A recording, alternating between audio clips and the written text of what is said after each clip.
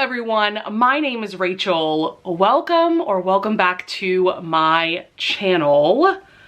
It has been a very long time since I have not only filmed a video, period, but filmed a sit-down video like this. I think it's been about like 3 months since I filmed a reading vlog and like 6 months since I filmed a sit-down video. So, hi.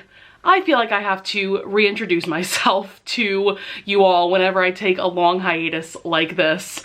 But I am very excited to film today's video, even though in the past few months I haven't really had any motivation to film booktube videos. Today, I am feeling that motivation, and we are doing a very belated mid-year book freakout tag. I do this video every single year. I will link whatever playlist above where I think I have like a book tag playlist on my channel, so I'll link that up in the cards above if you want to see all of the past mid-year book freakout tag videos that I have done. This is one of my favorite videos to film. I'm tagging anyone and everyone who wants to do this video, though I am sure that you all have done this video already if you wanted to, given that it's now getting to mid-August at this point. But if you are not a booktuber, please feel free to answer these questions in a comment down below. I always love hearing from you guys in the comments. That is definitely one of the things that I have been missing about posting videos, is getting new comments from you guys and answering them. So without further ado, let's just go ahead and jump right on into this. So the first question is best book that you have read so far this year. This one is the easiest question to answer. I feel like every year there is usually like 1 or 2 books that always stand out to me, but when I tell you this book, I mean, I think about this book all the time, and it's crazy because I read this at the very beginning of the year. We're talking January 3rd. I was reading this book and I knew that it was gonna be my favorite book of 2025, and that is absolutely still the case. And that is Serpentine Valentine by Jonna Darling. Yes, I have 2 copies because that's how much I love this book. I have the original paperback, you know, that you can get from Amazon, you know, anywhere where books are sold. This is the edition that you would get, but I also found this version from Hello Lovely Box. Someone was selling their copy on Pango Books, and it is signed by the queen herself, Jonna Darling. And I just love both of these covers so much because I feel like they both represent the book so well, but very different aspects of the book. So this is a dark academia, sapphic romance, very dark. Please look up the content warnings for yourself. It also is kind of a Medusa retelling. Very basic synopsis is that we have Lex and Luna at the very beginning of the book, so this is not a spoiler. At the very beginning of the book, Luna is sexually assaulted by one of her professors, and she tries to report it to the president of the university, and basically no one in the administration believes her. And so I believe she takes a hiatus from, you know, taking classes at this college, and she decides as revenge she is going to seduce the president of the university's daughter, Luna. So we've got some revenge going on. We also have a big part of this book is Lex's journey in general, you know, recovering and healing from her trauma. And there is this vigilante group that Lex has formed where a bunch of the women who go to this school basically enact their revenge against people who have done horrible things like SA. So like I said, I think about this book all the time. Anytime I think about like my top favorite books of the year, and honestly, anytime I think about my favorite books of all time, this book always crosses my mind. I adore Lex and Luna's characters. I adore their journey to a happily ever after, the way they fall for each other. The writing oh my God, the writing is just so beautiful, so lyrical, and I just love like the Medusa retelling aspect of this. I think that pairs really well with Gianna's writing. The story is just incredible, but it's incredibly heavy and dark, and I cried a lot while reading this. I definitely want to reread this before the end of the year, so it'll be even fresher in my mind going into like filming my best books of the year video and things like that. Yeah. Just incredible, just incredible. If you take any recommendation from this video, if you have not read this book yet and you think you can handle it, please, please, please pick it up. I promise you won't regret it. Next question is best sequel that you have read so far this year. And I mean, I feel like I had no choice. I had to bring up this incredible book, and that is Sunrise on the Reaping by Suzanne Collins. In case you missed it, the last video that I posted on my channel was a reading vlog completely dedicated to my reading experience with this book. Definitely be warned that that vlog is full of spoilers, but the idea is, because it's a reading vlog, it's like you're reading the book along with me. So every time I did an update for the vlog, I told you guys what page number I was on, what chapter I was on. So like if you wanted, you could read this book along with me and we could discuss it. I think I'm still reeling from this book. If you did watch that vlog, you will see that I cried like a little baby, especially during the epilogue, and the epilogue is like 2 pages. And I just lost it. My God. I'm not sure if this is my favorite book of the series. I feel like I would have to reread this book to like really make that decision. I do think this may objectively be the best book of the series though. Even though it may not be my personal favorite, I think Catching Fire is always gonna be my personal favorite, but holy shit. Suzanne Collins completely delivered with this book. And I went into this with pretty low expectations actually, which I know sounds crazy because like the Hunger Games trilogy is so incredible, and I knew that going in, but I personally didn't really love Ballad of Songbirds and Snakes.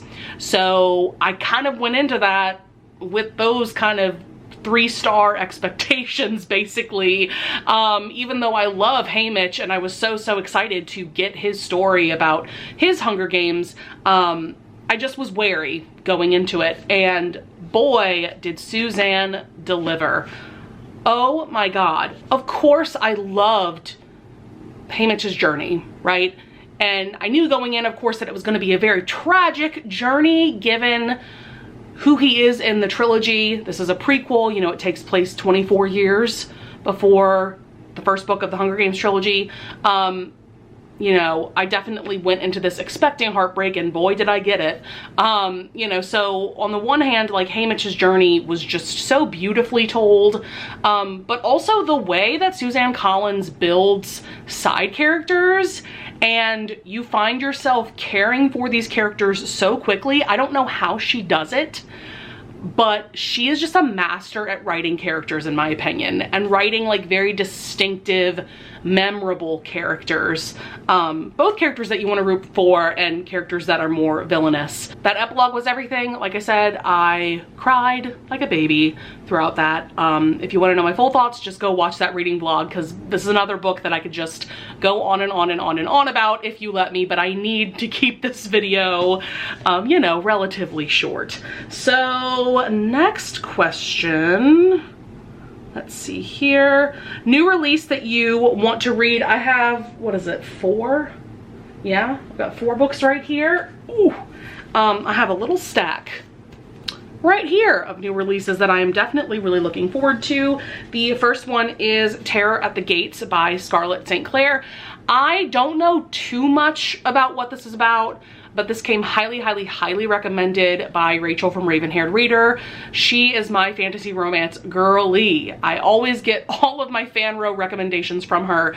So when I saw how much she was raving about this book, I knew that I needed to pick it up. All I know is that it's a slow burn urban fantasy romance with very strong religious themes, and that alone sold me. I am so pumped to read this. Also, this cover, gorgeous. Oh my God. I do have a couple of Hermione fanfics turned published novels that have come out recently that I am looking forward to, but I'm also going into these a little bit wary. The first one is Rose and Chains, and unfortunately this is a book that has not gotten great reviews, which is very, very, very unfortunate because this is a reworked version of The Auction. And I read that back in January and I absolutely loved it. Oh my God, if you've read Manacled by Sen-Lin Yu, I really think that The Auction is gonna be right up your alley. It definitely has very similar vibes, but also a very different story.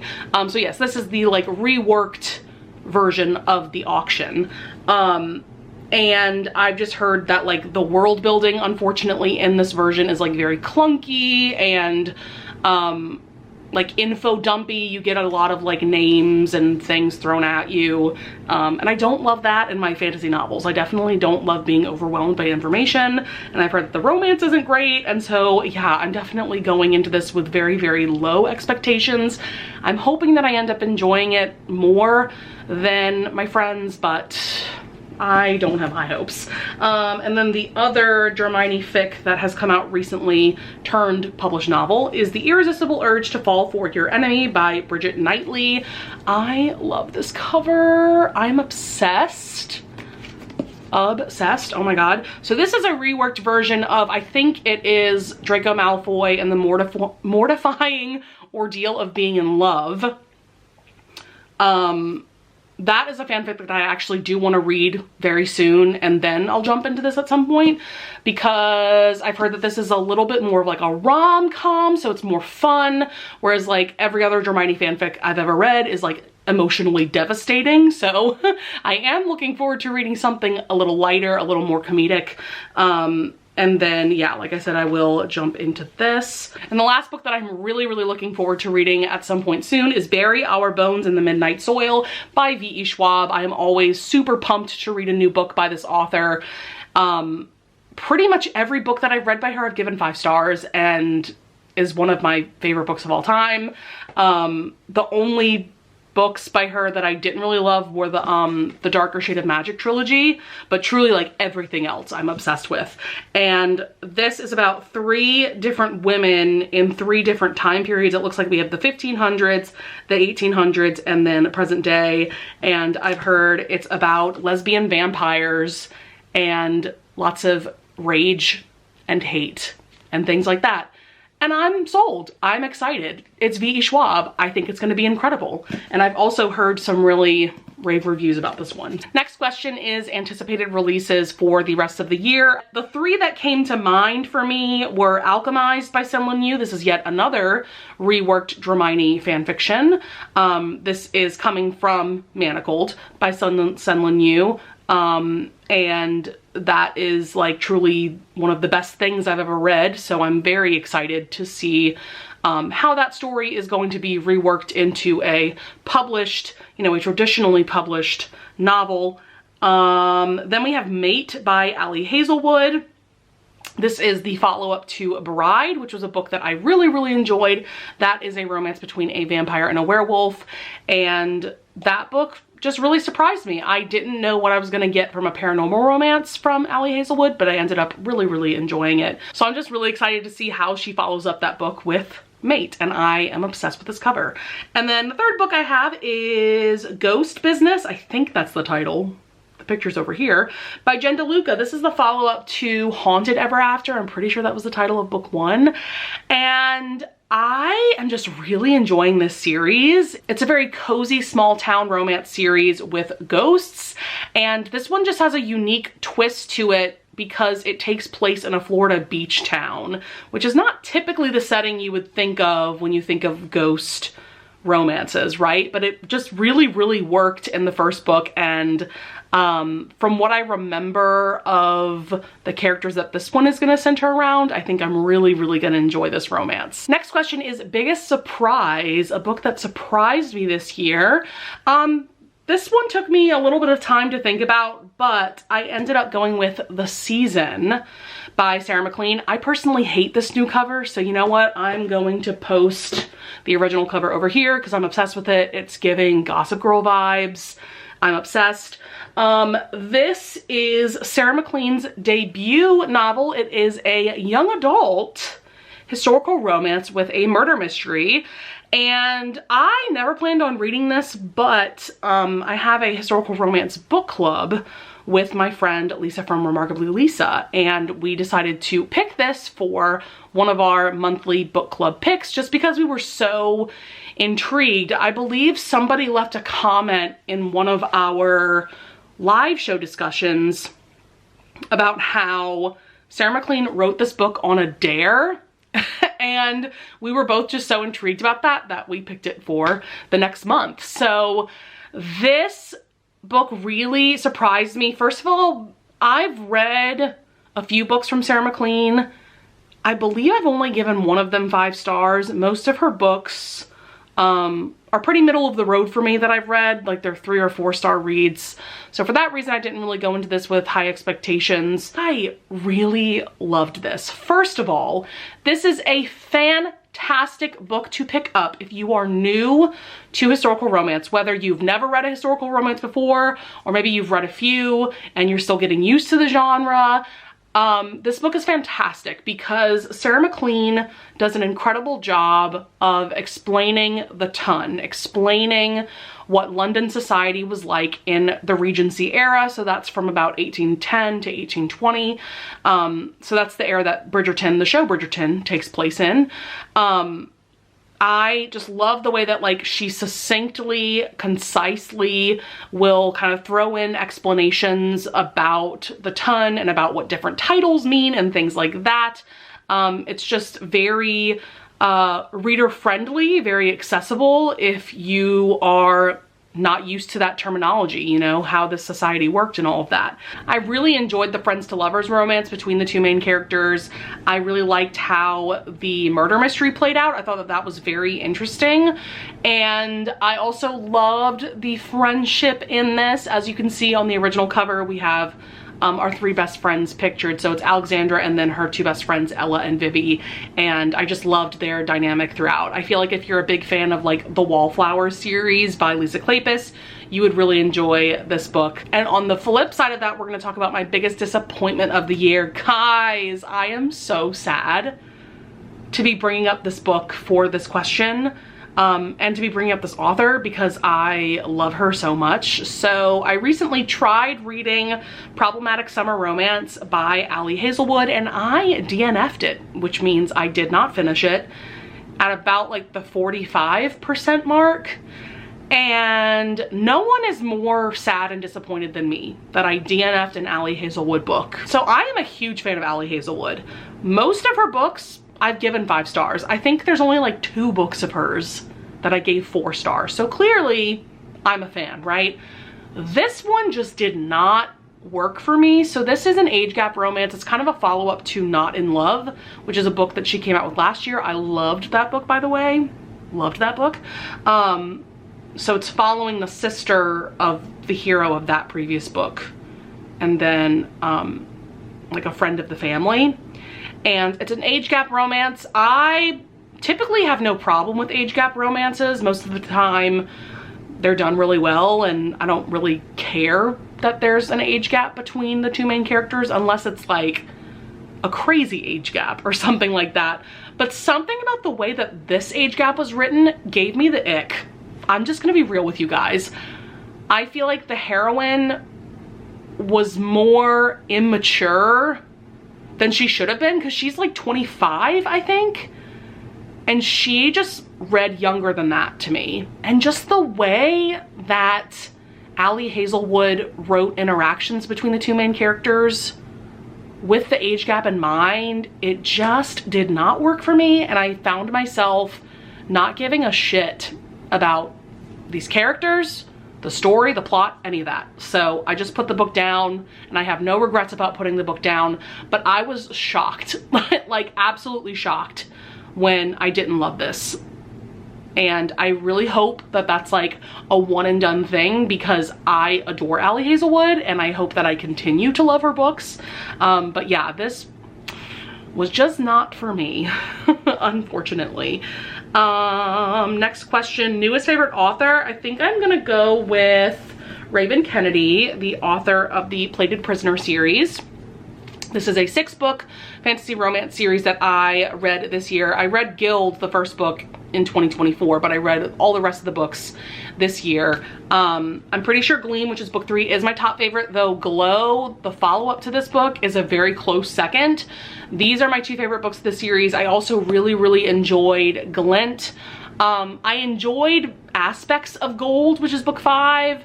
Book 6 was just okay for me, so I do feel like the series kind of fell off. But most of this series was absolutely incredible, and like, I'm absolutely obsessed. The characters, the story, what Raven Kennedy did with Gleam and Glow in particular is just like mind-blowing, and the romance between Slade and Auren is everything. And I also really enjoy the side characters and the world that this takes place in. And even though this series isn't absolutely perfect, like I said, there are books in this series that I feel are perfect. So yeah, I mean, this is definitely a standout in terms of my 2025 reading year so far. The next question also ties into the Plated Prisoner series, which is your newest fictional crush. That absolutely is Slade Ravenger, our hero in this series. Slade is everything. I truly feel like Rhys from ACOTAR walked so your boy Slade could run. I am obsessed. I am in love. I am in love with a fictional character, and that is Slade. And that is all I'm gonna say. And then the next question after that is newest favorite character, and that absolutely has to be Lex from Serpentine Valentine. I am obsessed. I love her and her journey so much. She is so strong and brave, and her journey is just everything. Next question is book that made you cry. I'm sure there's several books that I read this year that made me cry, but the most recent would be The Last Kiss by Anna Bloom. This is a very heavy and sad romance novel, but it is a romance novel. There is a happily ever after at the end, but our journey to that happily ever after is heavy for sure. So this centers around our main characters Juliana and Henri at the very beginning of the book, so this is not a spoiler. It happens at the very beginning. We find out that Juliana is in the 2nd stage of heart failure. She essentially had a case of meningitis a couple years before the book started, and that basically forever weakened her heart. And so it's now gotten to a point where they've done several surgeries on her heart, and her condition just isn't improving. It's getting worse. And her doctor has given her a timeline of about a year until she'll pass away, unless she gets a heart transplant. And even a heart transplant isn't 100% guarantee because your body may reject the organ, so it's very scary, right? And so right after she gets that like final diagnosis, she ends up going to a bar to kind of drown her sorrows, and she meets Henri, who is this brooding, beautiful French man, and they have a one-night stand, and of course real feelings develop between the two of them. And all the while Juliana is dealing with this diagnosis and, you know, trying to wrestle with her mortality and whether she should even tell Henri what she's going through, and wrestling with feelings of falling in love with him and him falling in love with her. So this was just absolutely beautiful. But towards the end, I cried my eyes out. Oh my God. I don't know that I've cried like that in a long time from a book. On the flip side of that, we have book that made you happy. This took me a while to come up with an answer for. I feel like a lot of the books that I've read this year have been very emotional, heavy books, as you can see from a lot of the books I've been talking about. But for me, whenever I need a pick-me-up, I pick up a Cassie Mint novella. I love Cassie Mint, and most of the time I give her novellas 5 stars. They're just the perfect little boost of serotonin that I need, and they're everything. If I were to give a couple of quick recommendations, I'll talk about His Last Nerve. This one was fun because it was a hate to love romance. She doesn't typically write hate to love. She usually writes more of like friends to lovers, which I adore her friends to lovers romances, but this one was really well done because the heroine was trying to get revenge against the hero, who's also her boss. But it turns out that she's really bad at revenge, and so she just kind of like pulls pranks on him, but he doesn't really mind the pranks because he's falling for her. So that one was really fun. I also really recently read Geek in the Streets. I think that's what it's called. And this one was just a really sweet friends to lovers romance. And the hero is like this dorky weatherman on the news, and the heroine is the makeup artist for the news crew. And so they always have little conversations whenever she's like putting powder on his face. And this one was just really, really sweet. If you just need a sweet, insta-lovey novella, definitely go for Cassie Mint. I think I have like one question left. Yeah. Books to read before the end of the year. For me, my big goal, honestly, is just like continuing series that I'm in the middle of, because my God, I am in the middle of so many series. The first one is a series that I'm currently continuing, which is the Legends of Thesmar series by Helen Scheurer. I read book 1, Blood and Steel, a few months ago as a part of a vlog that I was doing where I was starting new fantasy romance series. So I'll link that up in the cards above. This ended up being one of my favorite books of that vlog. I gave this one 5 stars. So I'm currently reading book 2, which is called Vows and Ruins, and I'm also enjoying that book as well. So I definitely want to continue on with this series because there's only 4 books, and I think I could finish this by the end of the year. Next up, we have the Crowns of Nyaxia series by Carissa Broadbent. I have now read books 1 and 1.5. I read Serpent in the Wings of Night, which is the first book of this duet within the Crowns of Nyaxia series, and then I've also read 6 Scorched Roses, which is a novella that takes place between Serpent in the Wings of Night and this book, and I loved both of those books, by the way. 6 Scorched Roses, I'm pretty sure, is like the best novella I've ever read, truly. And I also loved Serpent in the Wings of Night, and the way that that book ended, like, excuse me. So the fact that I haven't picked up this book yet is kind of a crime. Honestly. I am a huge fan of Carissa Broadbent, by the way. I love her War of Lost Hearts trilogy. Highly recommend that series if you have not picked it up. Also, I need to continue on with my Cassandra Clare rereading / reading journey. The next book that I need to reread in her Shadowhunter Chronicles universe is Queen of Air and Darkness, which is the 3rd book in her Dark Artifices trilogy. This is a hefty book. It's over 800 pages. And I remember that this was not my favorite book of the series, but I just need to dive in. I need to finish out this trilogy so that I can finally dive into her Last Hours trilogy, which is the series that I haven't finished. I read book 1 of that trilogy, but I never continued on. And so I just decided to reread all of the books in this world before diving into that one, because it had been quite a few years since I read these books for the first time, so it definitely was time for a reread. But yes, I need to go ahead and get started on this brick of a book. So that is going to be it for my 2025 mid-year book freakout tag. Like I said at the beginning of this video, I would love it if you would answer these questions down in the comments below. If you don't make booktube content, if you are someone that makes booktube content, please link your version of this tag if you've done it already, or link your channel, or, you know, anything like that, so that myself and other people that are watching this video can find your channel as well. So that's gonna be it for this video, guys. I am hoping that within the next few weeks I will feel motivated to film more booktube content for you guys, because I definitely have been missing this. I've really been missing filming and posting videos. So as usual, thank you so much for watching. I would also love it if you would consider leaving a like and subscribing, and I thank you so much in advance if you do, and I will see you guys in the next video. Bye!